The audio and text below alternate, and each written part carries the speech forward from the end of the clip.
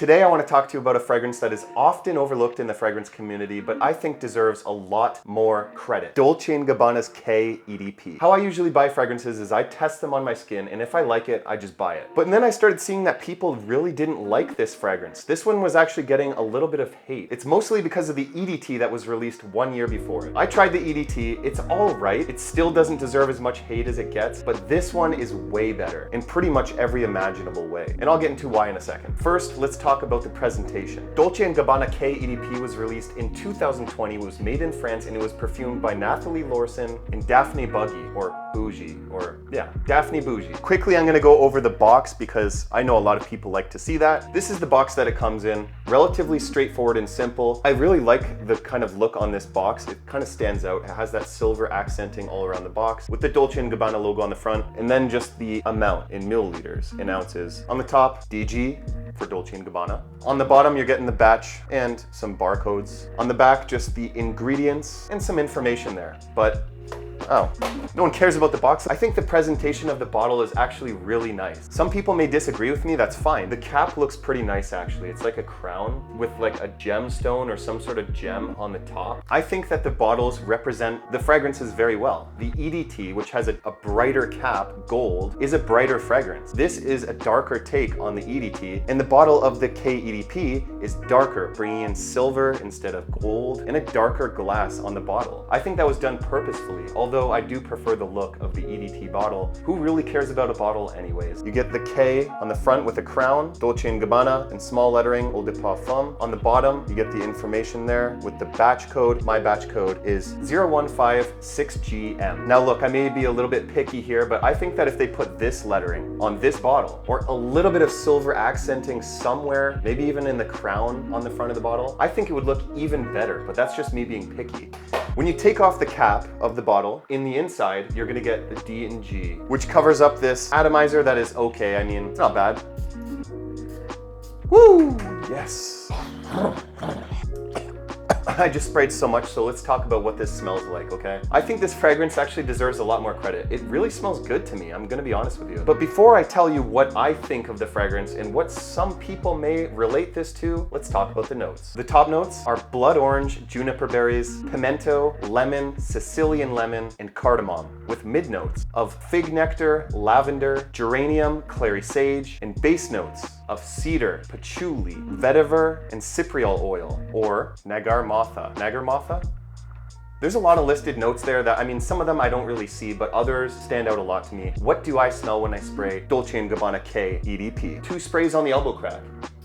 I can appreciate because you're not smelling a lot of alcohol off the top. So I believe when they say that they used a little bit more fragrance oils to make this Eau de Parfum. For me, I'm getting a lot in that opening of the blood orange mixed with some citrusy spice. It's kind of like some bright citrus. You're also picking up on this really unique fig note that you get a lot of throughout the duration of this fragrance. I get some of that patchouli. I don't get a lot of vetiver, and I get some lavender. But Dolce & Gabbana K EDP also progresses throughout the duration of its wearing, which I want to get into in a moment. It's unique, in my opinion, because it is spicy, because it is fruity and citrusy, because it's kind of a darker take on the EDT. I think that the EDP is kind of suited for almost year-round use. I wouldn't wear something like this on the warmest of summer days because it has that kind of spicy aspect to it. It's pretty much a signature scent if that's what you want it to wear it as. There is a hidden note in here. What some people like to say is, it smells like I opened a pickle jar. You guys ruined the fragrance for me. No, I'm just kidding. It doesn't smell like pickles, but it smells like dill, you know, the plant. I never really even thought of it until I read on review boards that it has that dill quality to it. Like, it kind of ruined it for me, but please don't think about it, please. Forget I said anything. You didn't hear anything. If you haven't tried the smell of it and you're just kind of not liking it because someone told you it's not too good, I think you really need to try this because I really like the scent profile. I think this is more suitable for someone that's like college, university aged or older. The EDT, in my opinion, is a little bit more youthful. This one is a little bit more of a mature, darker take. You're getting those spices, those woods. It's not as bright and harsh and sweet as the EDT. I think this is good for spring, summer, fall, winter even, if you're indoors, not outdoors. It's everything you would want in a signature scent. And the best of all, it's more unique than some of the other fragrances you're gonna smell. Although this can be seen as somewhat synthetic, the synthetic aspect of this kind of boosts its longevity, its performance, which let's get into that now. I'm not gonna sugarcoat this for you. A lot of Dolce & Gabbana fragrances, in my experience, have not the best performance, especially the EDTs. The EDPs are usually a little bit of an improvement, and this is no exception to that rule. This is a bit better performance, but it's still not gonna blow you away. It's kind of what you would expect a fresh fragrance to perform like. It's not gonna be beast mode by any means. So the first 30 minutes to an hour, I'm getting about, let's say, 2 feet of projection, which is actually really nice because the opening is, in my opinion, very nice. After that, it kind of just dries down a little bit closer to your skin. I'm gonna say half a foot to a foot of total projection, and it's gonna stay that way throughout the entire longevity of the fragrance. This fragrance is definitely welcome to overspraying. I think 5 to 10 sprays, you're gonna be good on this one because it is a little bit lighter. I think the projection of the EDP is more moderate, whereas the EDT is a little bit louder. This one's just gonna last you a bit longer. There are situations that you would want to wear something a bit better than this. It's just a casual, everyday scent. A lot of people like to over-exaggerate the total longevity of Dolce & Gabbana K EDP. In my experience, I wasn't getting anything more than 6 hours at the most. Some weather would push it, or some weather would make it last less. Yeah, I'm gonna say that the total longevity is around 6 hours. So somewhere in the bracket of 4 to 6 hours, which in my opinion is pretty average to above average for a Dolce & Gabbana fragrance. I've had horrible experiences with some of the performance recently. I'm kind of happy that the performance at least was slightly above average with this one. I did mention that this fragrance does progress on your skin, and what do I mean by that? Well, the longer this is on your skin, the more you're gonna pick up on that cardamom and pimento combination. When you first spray this on, it's gonna start as kind of bright, but having some darker earthy qualities, and then it's gonna progress after the dry down to being a little bit more spicy and woody, less bright, citrusy and fruity, but more earthy, woody and spicy. But that doesn't happen until it's like almost completely off of your skin. It is a little bit of a shame, in my opinion, that this fragrance progresses because the opening of Dolce & Gabbana K EDP is so nice. In the opening, that spicy quality makes this so unique. So what is the price of Dolce & Gabbana K EDP? Well, I bought mine as a 50 ml because I wasn't too sure what I thought, but I'm definitely going to buy the 100 ml. I bought the 50 ml for $57.95 Canadian on Fragrance Buy. But if you wanted the 100 ml, I think it's around $82.95. The retail for this is $162 Canadian, or around $119 of Uncle Sam's currency,